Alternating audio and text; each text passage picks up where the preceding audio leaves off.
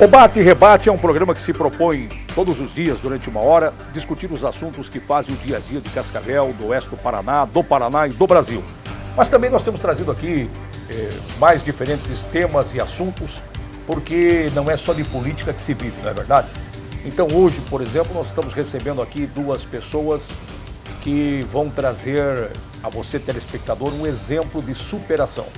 Nós estamos trazendo aqui o Eduardo Sasaki, que é considerado o japonês voador, foi campeão de motocross, conhecido em todo o país, e também o Gilson Daniel. O Gilson Daniel, que é uma pessoa que a todo momento sorri, a todo momento transmite a outras pessoas muito otimismo. E é um cadeirante, uma pessoa que teve um revés na sua vida aí há cerca de 4 anos e nem por isso perdeu a esperança na vida e muito menos a alegria de viver. E o nosso Luiz Nardelli, que está aqui todas as noites conosco na bancada do Bate e Rebate para entrevistar nossos convidados. Eu quero inicialmente cumprimentar o Eduardo Sasaki e agradecer dele ter aceito vir aqui, de aceitar trazer a sua experiência de vida para os telespectadores do Bate e Rebate e fui rememorar também os bons momentos que ele viveu. Satisfação em tê-lo aqui. Boa noite, Sasaki. Boa noite, satisfação é toda minha, eu que agradeço pelo convite. E telespectador, muitas pessoas esperam alguma coisinha de informação, alguma coisa de repente do que já aconteceu na minha carreira. Então hoje eu tenho a oportunidade de poder passar um pouquinho e eu agradeço a vocês. Gilson, eu quero dizer o seguinte, eu não lhe conhecia.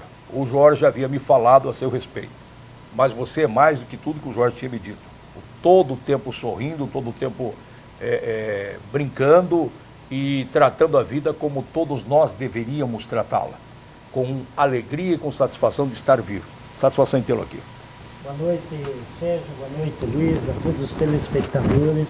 E uma satisfação enorme a gente poder estar aqui e levar para toda a sociedade, né, a qualidade de vida, a inclusão social e que a gente vem desenvolvendo. Luiz Nardelli, satisfação em tê-lo aqui na bancada do Bate e Rebate. Sua história de vida também é muito bonita, né, Luizinho? Sem dúvida alguma, né? Boa noite, Luizinho. Boa noite, Sérgio Ricardo. Boa noite ao Gilson, ao Eduardo Sasaki.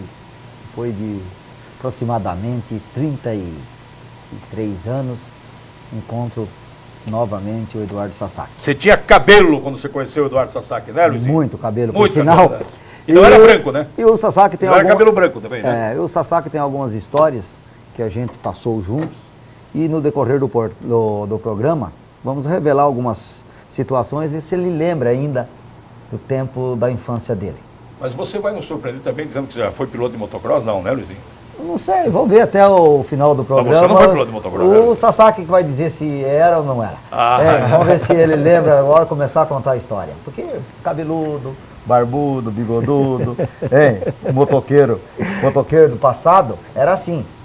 E hoje é diferente, hoje a moto é para trilha, moto é para desestressar, moto é para pegar a estrada, final de semana. Então moto hoje virou um sinônimo de anti-estresse. Lazer. E na época a moto para nós, além do lazer, do final de semana, era o único veículo que o pobre conseguia comprar, era uma moto, e também era o veículo de trabalho da maioria das pessoas.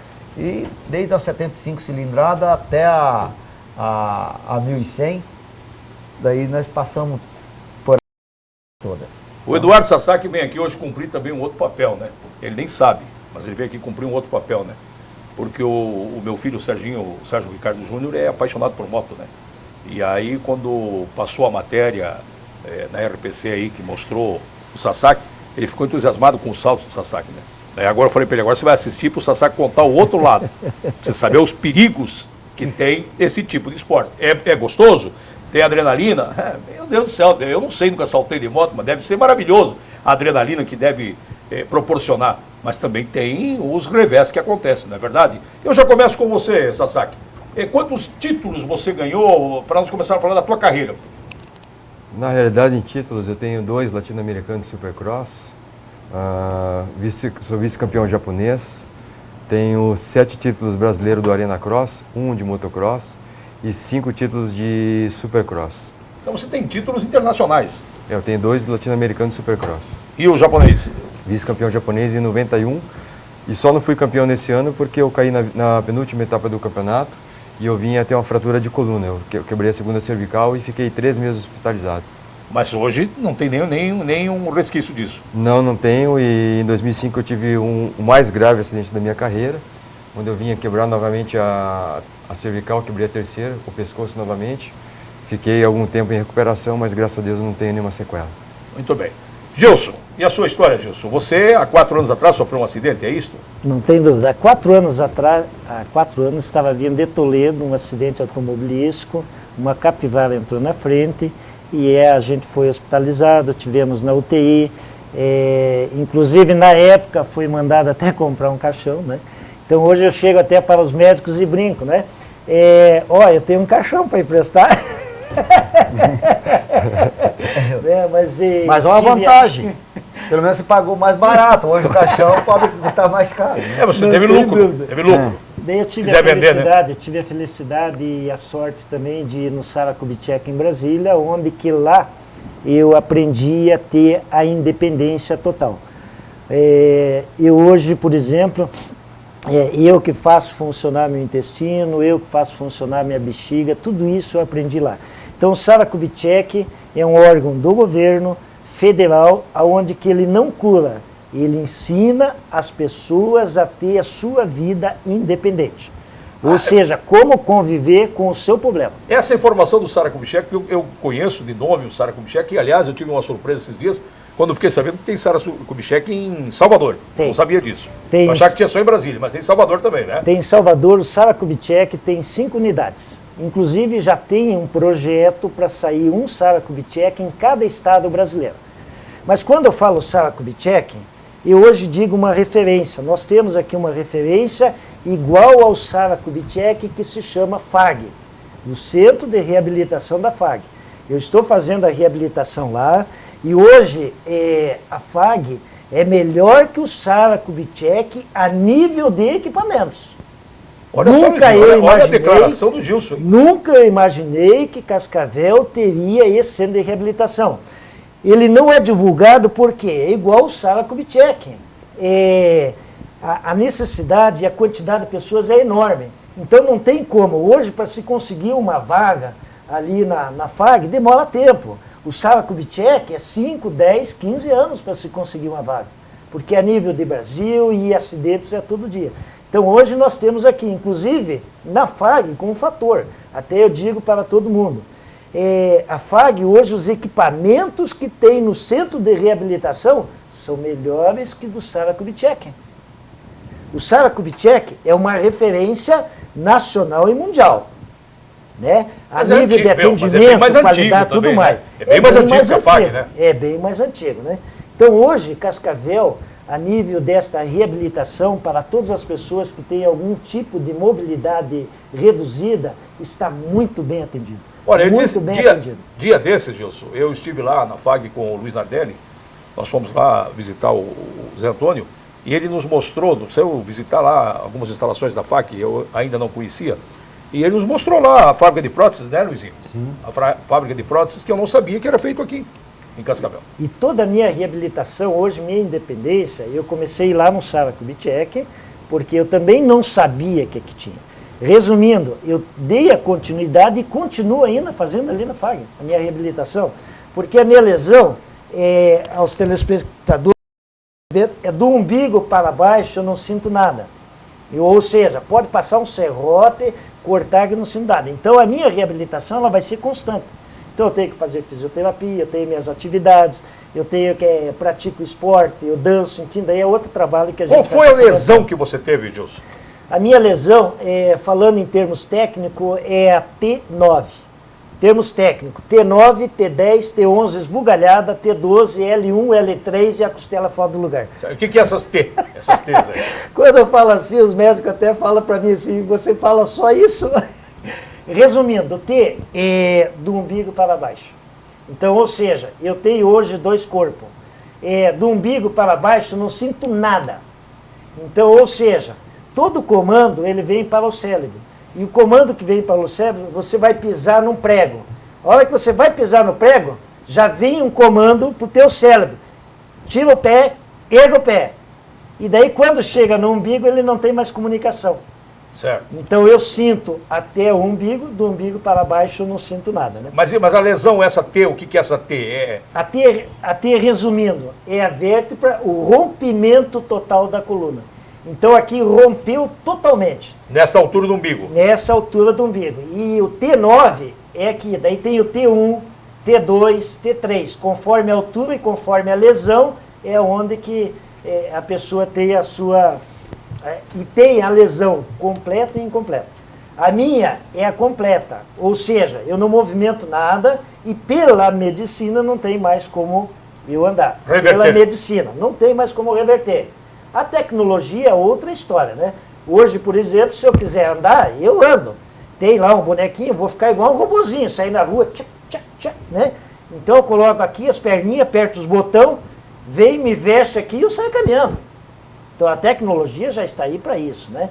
Então, mas o fato hoje de eu não dar esta lesão, isso aí não me preocupa. Eu estou muito bem assim. Pois é, mas daqui a pouquinho nós vamos continuar falando contigo, porque na verdade essa experiência de vida é que é importante. Porque agora nós já sabemos como aconteceu o acidente, o que aconteceu. E nós vamos saber daí como é que ele reagiu, né, Luizinho? Que é a parte importante do depoimento do Gilson aqui para nós. E o que tem feito depois Exatamente. do acidente. Como é que a vida depois disso, né? Ô, Sasaki, você sofreu 2 acidentes graves. Um que foi a segunda vértebra e um que foi a terceira vértebra.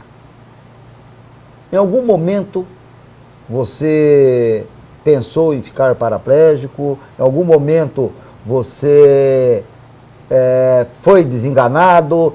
E o risco dessas vértebras que você veio a quebrar, ela hoje está sanado os problemas? E por que você daí não continuou mais no motocross?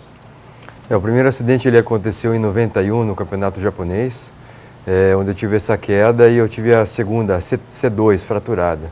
Eu fiquei 3 meses e quando eu cheguei no hospital, os médicos diziam para o intérprete de que eu tinha quebrado a coluna e que tinha havido um sangramento e tinha muito sangue em volta da medula. E que no prazo de 1 semana, se não desformasse esse coágulo em volta da medula, eu iria ficar paraplégico. E nesse momento que eu recebi essa informação, na hora eu ergui a perna e gritei, Daijobu. Daijobu assim, não, tudo bem. E nesse momento eles me seguraram a perna e me amarraram, me mantiveram amarrado, porque disseram para o intérprete, ele não sabe da seriedade. Ele tem a probabilidade de ficar realmente paraplégico se acaso ele não se conter. Ele tem que parar com esses movimentos, porque tem 1 semana para desformar o coágulo. Então eu já sabia que eu teria essa recuperação. E foi o que aconteceu nos 3 meses que eu fiquei hospitalizado. Voltei ao Brasil. No Japão. No Japão. Quando eu retornei do Japão para cá... Essa corrida aí, por exemplo, foi aonde? Você lembra? Eu não tenho lembrança de onde foi essa corrida, mas essa corrida aí pela moto ali foi em 2007. Não, desculpa. Em 2004. Em 2004, em uma das etapas do Arena Cross. Porque depois do acidente que foi em 2005, eu acabei não participando mais de corridas oficiais. Mas você não tinha entendido mesmo quando o intérprete falou isso? Ou você tinha entendido... Não, eu tinha entendido, mas eu tinha a convicção de que Deus ia restituir a minha saúde. Então você tinha entendido da seriedade? Tinha. Tinha percebido a gravidade? Tinha entendido e quando eu saí do hospital, eu cheguei no Brasil e eu peguei o táxi, comecei a andar e comecei a olhar os propaganda, outdoor do Skol Supercross. Pô, vai ter Skol Supercross. Eu cheguei bem no dia do Skol Supercross, no Pacaembu. Aí eu pedi pro táxi, me leva para lá. Eu cheguei para lá, eu estava usando ainda o aparelho, o colete cervical, e eu desci do táxi, fui andando, as pessoas foram olhando e... O que você está fazendo aqui? Eu falei, eu vim aqui para prestigiar. Mas desse jeito, falei, quero que alguém me empreste uma moto. Como assim? Eu quero dar uma volta de apresentação, para poder dizer para todo mundo que eu retornei e que eu estou bem. Só estou usando agora esse aparelho, mas eu estou bem. E foi quando... Então, te emprestaram a moto? Me emprestaram a moto e... Mas faltou juízo para quem? Para você ou para quem te emprestou a moto? Eu acho para os dois, porque eu acabei até fazendo um salto. Mesmo com o colete, eu acabei fazendo um saltinho, não deveria ter feito. Acabei fazendo um salto. E eu sempre tenho a convicção de que a minha saúde vai ser restituída. Mas e o teu avô, onde é que entra nessa história? Meu avô entra nessa história agora. Porque... O meu avô, eu tive uma queda agora há 40 dias na cidade de Toledo, na abertura do Parênteses Motocross. E eu fui para o hospital e chegando lá o médico deu uma olhada, avaliada, ele falou, olha, o ortopedista tinha que dar uma olhada. Eu falei, doutor, eu vou embora e depois eu vou dar atenção nisso. E eu fui para casa e não passava essa dor, não passava essa dor. E aí eu soube da etapa do Paranense, que seria a segunda etapa na cidade de Cascavel. Daí o que eu fiz? Eu fui numa clínica e fui fazer uma radiografia. Quando o médico olhou, ele falou assim, meu amigo, Sasaki, você está com 4 costelas fraturadas. Inclusive 2 delas você se deslocou do lado da coluna. Então foi por isso que até hoje ainda, o meu pior momento ainda é durante a noite.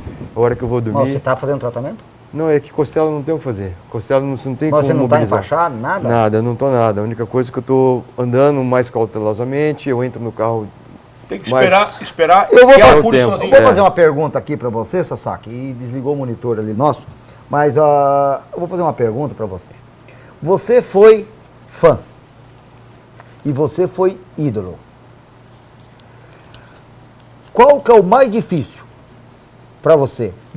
Foi mais difícil deixar de ser o fã de algum piloto, você sabe que você sempre se espelhou em alguém, ou deixar de ser ídolo quando você parou das corridas internacionais? O que foi mais difícil? Eu acho que para mim o mais difícil é deixar de ser fã. Porque como ídolo, o ídolo do Sasaki permanece onde eu vou, sou conhecido, as pessoas lembram da minha história, e até com o acidente que eu tive em 2005, eu perdi de 10 a 12 anos de memória, então eu não lembro da minha história. Eu sei alguma coisa que a pessoa fala, aconteceu aqui, você lembra e tal. Eu não lembro, então às vezes com a persistência... Você não lembra algumas coisas? Eu acabei de perceber isso quando você ficou na dúvida, porque não ficou na dúvida assim 2004 para 2005, que daí é uma coisa normal, né, o 2003. Ele ficou na dúvida de 2004 para 2007. Quer dizer, ele teve que olhar a cor da moto para poder mentalizar. Foi isso que aconteceu aqui agora? Isso, do dia do meu acidente, para 10, 12 anos atrás, apagou-se minha memória. Então muitas coisas eu não lembro. Da tua infância, você lembra? É engraçado a cabeça do ser humano. A minha mente, ela voltou na década de 80, então tudo que eu vivia na cidade de Cascavel foi como se tivesse voltado naquele momento. Então eu vou pedir licença pro Gilson aqui e vou fazer uma pergunta para você, Sasaki. Vamos ver se você tá bom. Você participou de alguns eventos que a gente fazia na nossa juventude. E você ganhou uma Turuna do teu pai, uma moto Turuna, uma vermelha. E você começou a empinar na subidinha na frente do Tibola. Correto? Correto. Você lembra disso? Eu lembro disso, uma XL 250 também. Depois, mas você ficou mais ou menos quase um ano com a Turuna. Sim. Correto? Correto. Depois do teu pai comprou uma XL 250 para você. Isso. Que foi quando você começou a fazer cross. Isso. Correto? Correto. Você tem essas lembranças todas? Eu tenho. Agora que você falou da Turuna, foi impressionante agora que eu vi a Turuna, e a Turuna era engraçada que quando andava no estado de chão, ela fazia 2 rastros. Sim. Porque a minha ela Turuna tinha um centrada. chassi torto, então Verdade. uma roda dianteira para cá e a traseira para cá, e realmente eu empinava muito essa motocicleta, foi o começo. Na subidinha ali do Tibola, na frente do escritório Largo. Ele começou a empinar a moto ali. Naquela rua, como é que chama aquela rua ali? A Presidente Bernardes. Presidente Bernardes. Ali na Presidente Bernardes começou? As primeiras empinadas foi ali. Não, eu digo que algumas empinadas eram ali, porque ali eu tinha um grande adversário, super pessoa, que era o Renato Tibola. Renato. Então, de vez em quando, eu passava empinando ali para dar uma intimada dele, dar uma provocada nele. E ele é um grande profissional, foi na época um grande piloto. E depois ficou todo mundo amigo, Isso. o Marquinhos, o Juruna, na Isso. época, também, que o Juruna... Que se empinava super bem também na época. Empinava, Você lembra então desse episódio? Eu lembro, na década de 80 para trás eu lembro. A minha cabeça ela voltou no tempo que eu morava em Cascavel. Isso parece um computador, né? Nós temos um amigo em Toledo que aconteceu isso, ele só lembra do passado, a memória presente ele perdeu. Sasaki, qual foi o momento mais difícil, Sasaki? O momento em que você percebeu que você poderia ficar paraplégico, que você poderia até perder a tua vida, e principalmente quando você viu que o teu negócio era parar de correr. Qual foi o momento mais difícil? Decidir parar de correr ou foi saber que podia ficar? Qual foi a sensação mais marcante para você? Como eu tinha falado agora, que foi mais difícil como fã. Sentimento como fã, porque em 1994 eu estava na cidade de Goiânia, já tudo com chamada, Eduardo Sasaki, japonês voador e tal, numa etapa de um supercross. E naquele dia eu recebi a notícia, eu estava no quarto, eu recebi a notícia do falecimento do Ayrton Senna. Aquilo mexeu muito com a minha emoção, eu desci no saguão do hotel e falei para os demais adversários, falei, gente, boa sorte para vocês aí, pela prova do dia de hoje. Como boa sorte? Você não vai correr? Eu falei, não vou correr porque o meu ídolo hoje faleceu, que é Ayrton Senna, então eu não vou participar da prova. E nesse momento, estava a banda do grupo Skank, eles olharam, não, Sasaki, pelo amor de Deus, a gente está vendo aqui as pessoas comentando muito do seu nome, você tem que ir, cara, porque como nós decidimos hoje, nós vamos fazer o melhor show da nossa vida, que é para homenagear o Ayrton Senna. Então foi onde eu tomei a decisão, não, então eu vou participar da prova. Foi muito difícil aquele momento como um fã de ter perdido o seu ídolo, mas eu acabei participando da prova e foi muito bem na prova. E voltando na tua pergunta... Da decisão de você não correr mais, foi difícil? Foi agora, há 40 dias atrás... Então, mas foi um momento pesado? Muito difícil. Muito difícil porque eu digo assim, o Sasaki não está preparado porque eu acho que eu tenho muito ainda para ajudar a nova geração de pilotos. Então o Sasaki andando, ele estimula ou ele mostra alguma coisa que um piloto novo que tenha dúvida ele possa captar de informação técnica. Então fora de prova. Só que aí quando o meu avô com 92 e a minha avó com 89 anos, chegou os dois emocionados e me pede, sabendo que eu estava com 4 costelas fraturadas e vendo a dificuldade que eu estava de me locomover, de andar, entrar dentro do carro e tal, para. Então aquilo mexeu comigo assim, mas até essa semana agora eu fiquei pensando, meu, como é que eu posso chegar para o meu avô, para minha avó e conversar com eles para ver se eles me liberam, porque eu digo assim, eu não estou preparado. Mas dizer para um é difícil, para dizer para os dois... Para os dois, dois, tem o vô vivo, a avó pediu, o vô pediu, mas aí os dois pediram, é difícil isso, Sasaki? É muito difícil porque eu digo assim, como eu falei, eu ainda tenho muito para acrescentar ainda para o esporte, para a nova geração. Você está com que idade? Eu fiz agora no domingo, Dia das Mães, eu fiz 45 anos. É novo ainda, né? Dá para correr até que idade nesse tipo de esporte? Dá para correr até quando a pessoa mas mais imagina, porque hoje existe a categoria MX4, MX5 e MX6. Nós tivemos um piloto que ele é radicado brasileiro, mas ele é uruguaio, ele mora no Brasil há mais de 35 anos, ele foi participar de uma etapa do Campeonato Mundial, representando o Brasil há 2 anos atrás, e ele foi campeão mundial. Com que idade? Com 63 anos. 63. Tem esperança ainda então, viu, Luizinho? Tem esperança. Sim. Tem esperança. 63? Ô Gilson, e você? A história do Sasaki, por ser uma história de mídia, todo mundo tem um pouco de conhecimento. E você? Depois do intervalo. Depois... Então, pode ser? Acabaram de me chamar, a produção me chamou, tem que chamar o intervalo. Mas aí você vai responder. O Luizinho vai repetir a pergunta e você vai responder ao telespectador do Bate e Rebate. Já voltamos.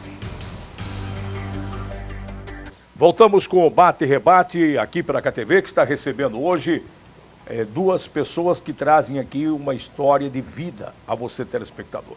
E é como eu disse na abertura do programa, uma coisa é você falar, né? Olha, você precisa ser otimista, você precisa tomar decisão, otimista no caso do Gilson aí, que esbanja otimismo. No caso do Sasaki, novo, tomar uma decisão, na hora que tem que tomar uma decisão, parar de correr. São importantes experiências que estão sendo contadas no Bate e Rebate. O Luizinho, antes do intervalo, estava começando uma pergunta para o Gilson. Por favor, Luizinho. O Gilson, contador, e por muito tempo contador. E daí sofreu o acidente, Gilson. E nem isso, pelo que a gente fala com você, pelo que as pessoas falam de você, você desistiu. Hoje, você trabalha com o quê? Continuo na mesma função, exercendo contabilidade, planejamento tributário e também consultoria de empresa. E por que você passou, depois do acidente, passou a montar o grupo intitulado aí, chamado de Grupo Sem Limite? Por que Grupo Sem Limite e por que essa vontade de prestar serviço para os demais, orientar, como o Sasaki disse aqui, que a vontade dele é mostrar para os mais novos a parte técnica, o que pode os mais novos adquirir ele rodando, ele correndo.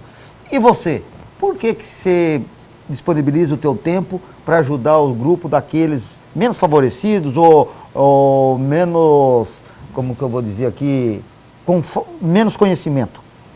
Qualidade de vida e levar para as pessoas, primeira coisa, que tudo é possível e todo ser humano é capaz. Se eu quero ser feliz, eu vou ser feliz, independente da minha condição física. Com isso daí, eu nunca imaginei o mundo dos deficientes como era. Eu tive no meu acidente, logo após o meu acidente, como eu reagi.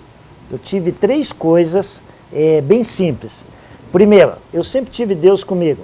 Segundo, a minha família me aceitou. Terceiro, eu aceitei o meu problema. A partir deste momento, eu comecei a ver que hoje 98% das pessoas que têm algum tipo de mobilidade estão dentro de casa ou estão num quartinho lá jogado lá atrás, aonde que a família abandonou. E são pessoas que estão morrendo ocultamente. O meu objetivo hoje é mostrar o quê? A inclusão social através da arte, da cultura, do esporte, da socialização, qualidade de vida e a vontade de viver. De que forma? Aí foi aonde que a gente criou o Grupo Sem Limite. Por que Sem Limite? Porque nós atuamos em todas as áreas. Aquela pessoa que tem alguma imobilidade, ele gosta de dançar, nós temos o grupo de dança. Ele gosta de jogar basquete, nós temos o time e o grupo de basquete. Ele gosta de jogar tênis de mesa, nós temos tênis de mesa. Ele gosta de um esporte radical, nós fazemos o rapel. Agora, motocross ainda não? Ainda não, mas está no projeto. Está no projeto. Aqui no Brasil. E nós temos 2 inovações Porque que a fora gente do vai Brasil estar tem? fazendo. Peraí, tem motocross para paraplégico? Paraplégico, Tem. é impressionante. Tem os pilotos nos Estados Unidos muito radicais. Andam muito mais Tem forte. dúvida. Então Hoje, é pra possível. você ter- Olha, eu fui fazer uma Tem. brincadeira. Não, e E tem. mais um detalhe, tem kart, inclusive uma categoria adaptado, que teve uma corrida, questão de 15 dias lá em São Paulo, só cadeirantes. Então tudo é possível. E daí a gente abriu a todo tipo de deficiência. O que nós queremos levar o quê? Primeiro, você que está em casa, acha que a vida acabou? Saia de dentro de casa, a vida não acabou. Você tem condições de ser feliz e faça a tua família feliz.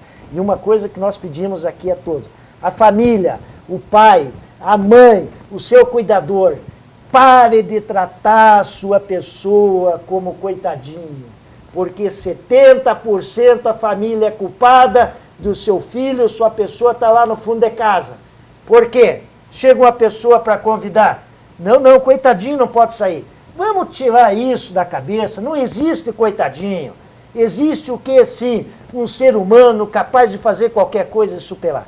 Aí a gente vem mostrar, por isto esse nome, aberto a todo tipo de deficiência. Não é só cadeirante, é pessoas com deficiência intelectual, deficiência mental, deficiência visual, com muletantes, todo tipo de deficiência e qualquer tipo de idade. E hoje, dentro de todas as atividades nossas, o nosso principal objetivo é o quê? A inclusão social. Tanto na hora que nós estamos desenvolvendo uma atividade no esporte, uma atividade na cultura, uma atividade na arte, uma atividade no radical, nós sempre pensamos na inclusão social. Segundo, reabilitação. Qualquer atividade que a gente está fazendo, nós estamos acabando de fazendo uma fisioterapia. Nos fortalece o tronco, nos dá maior equilíbrio em qualquer atividade. Terceiro, a socialização, viajar, sair, brincar, se divertir, ter novas amizades. É isso que nós queremos. E o quarto objetivo e o último objetivo nosso é o rendimento, o profissionalismo. Mas nós encaminhamos para o lado profissional. Exemplo, basquete em cadeira de rodas. Quando eu comecei o basquete em cadeira de rodas, comecei sozinho com a bola de plástico jogando no estacionamento da FAG. Nem quadra, nem cadeira, nem bola, nada. E ali, dali um pouco, nós estávamos em 10 pessoas brincando, pessoas que nunca tinham saído de casa, que não tem coisa melhor que você participar, você está ali convivendo. Tivemos participando, inclusive, tivemos a felicidade de participar de uma etapa do Campeonato Paranaense. Vocês não querem imaginar as pessoas com a deficiência que nunca saíram de casa. Nunca saíram de casa. Está num espírito competitivo. Vocês não imaginam a alegria, a felicidade dessas pessoas. Fomos lá participar, foi sensacional. Inclusive, jogamos com a equipe do Rio de Janeiro, tivemos a felicidade da equipe do Rio de Janeiro que está lá. E olha, os carioca têm que dar os parabéns, viu? Porque deram um exemplo de educação lá que vocês não queiram imaginar. Nós sem cadeira, ninguém, nenhuma equipe quis emprestar para nós. O Rio de Janeiro emprestava as cadeiras deles para nós jogar. Cadeira de 18 mil reais. Olha o que a equipe fez. E no final ainda fizeram um discurso, inclusive para a equipe de Ponta Grossa, meus amigos, né? São amigos, mas que nos judiaram. Eles nos deram um baile na quadra, esqueceram que nós estávamos começando. E olha o que aconteceu, o Rio de Janeiro no final, com o secretário de esporte, o prefeito de Foz, com todo mundo que estava lá presente, pegou o telefone e falou, olha, Ponta Grossa, nunca mais faça o que vocês fizeram com o time de Cascavel, porque eles estão começando. E a gente tem que dar oportunidade para as pessoas que estão começando. É porque, na verdade, ali a importância não está no vencer, está no competir. No competir, não tem dúvida, principalmente nesse esporte. Daí, com isso daí, a gente acabou montando, nunca vou esquecer, um grupo de dança. A dança é a melhor coisa que tem. Quer dizer, uma autoestima, te renova. Entendi do seu, por exemplo, você dança com a sua esposa? Danço. Você de cadeira e ela sem cadeira? Isso. Eu sou divorciado, mas danço com as companheiras. Inclusive, tivemos agora, para vocês terem uma ideia, nós fomos um dos homenageados, né, lá pela Rádio Globo, na volta do Juarez Story. Certo. Nós fomos lá, baile, fomos homenageados, dançamos a noite toda. O clube inteiro veio lá falar com nós. As pessoas não saíam para dançar e nós cadeirando dançando. Todo tipo dando de exemplo música. de como tem que ser. Isso, e as pessoas vinham falar lá, pô, mas como que pode isso aqui? Então, e eu estou batendo na perna dele aqui, mas ele não sente a perna, não adianta isso nada. Faz 2 horas, já está roxa a perna dele aqui. O Luizinho quer segurar o entrevistado, porque o entrevistado está falando mais que ele hoje. E daí eu dou dele tapa na perna dele aqui, só que ele não sente a perna, não sente nada aí. Sassaki, eu quero mostrar aqui uma charge, porque essa charge me suscita uma pergunta. Sem dúvida nenhuma, me suscita uma pergunta. Então eu quero mostrar essa charge aqui, porque é uma pergunta que eu quero fazer a você. Olha aqui, ó. É uma charge com um japonês voador, uma mala e dinheiro saltando dentro da mala. Eu pergunto para você, esta charge, por exemplo, ela tem alguma coisa com a realidade? Você ganhou dinheiro com o motocross, com o esporte? Olha, na realidade, tudo que eu ganhei do esporte, eu perdi no acidente de 2005, que eu fui gasto mais de 1,5 ano. Então? Eu ganhei, mas não ganhei tanto dinheiro, porque eu era um cara que eu digo assim, eu não enriquei com o esporte, porque eu era um cara que sempre ajudava muito as pessoas. Um cara que olhava lá que tinha novo para ele, um cara que não passava no exame do teste do decibilímetro, que a moto dele fazia muito barulho pela descarga. Eu pegava, pedia para o meu mecânico, vai lá e dá uma ponteira de escape nova para aquela pessoa lá que ele não passou, e ele é do Rio Grande do Sul, ele não vai correr. Aí eu dava uma descarga para ele, então eu sempre fui o cara que ajudou o esporte, fazendo manutenção para o esporte. Você fez alguns contratos com algumas empresas internacionais, no caso, você correu pela Yamaha. Eu fui piloto oficial da fábrica da Yamaha no Brasil por 17 anos. Pois é. Fui piloto oficial da Honda no Japão. No Japão. E aí eu pergunto, esses contratos é ilusão? Dá uma olhada, Luiz, só dá uma olhada, baixa um pouquinho, deixa maior, aí, dá uma olhada à altura que esse japonês estava voando. Olha só, tem um muro ali, uma construção, tem uma placa, aliás, não tem muro. Ali na realidade eu passo por baixo do arco de chegada e aí eu entorto a motocicleta. Eu passo por baixo do arco, entorto ela e a moto continua subindo. Por isso que ela fica mais alta do que o arco de chegada. Mostra novamente agora que ele explicou. Você passou por baixo e a moto continua subindo, aí eu entorto a moto no ar. Certo. Mais alto que a placa que está colocada ali. Esse japonês voador mesmo, hein? Pois é, e eu quero ver, está no ponto aí aquelas fotos que eu trouxe, vou ver se o Sassaki relembra ou lembra de alguma coisa dessa foto. Você lembra dessa foto, Sassaki? Nossa, como é que tem essa foto? Você lembra desse cara aí? Você lembra desse que sou eu? Olha lá eu lá. Meu Deus. Esse sou eu, tá? Aonde, Luizinho? Aonde está você ali, Luizinho? Você lembra disso ou não? Mas... É você? Eu lembro, mas agora eu tô assim, tinha um lugar que eu treinava ali no litoral do Paraná. Aham. Por aí. Que ficava num apartamento e Isso, tinha uma areinha, em meu Guaratuba. Deus do céu. Em Guaratuba. Que Nós legal. estávamos lá e você estava treinando na praia. É, porque eu ia encarar uma prova na areia. Isso, Aquele você cara ia de fazer sunga, prova de você, areia. Olha só, que bom que você fez pra minha memória agora, que bem Viu? você fez. Entendeu? Eu vou te dar uma... Aquele cara de shorts lá é você, Luizinho? Esse Não, daí isso sou não. eu, ó. Shorts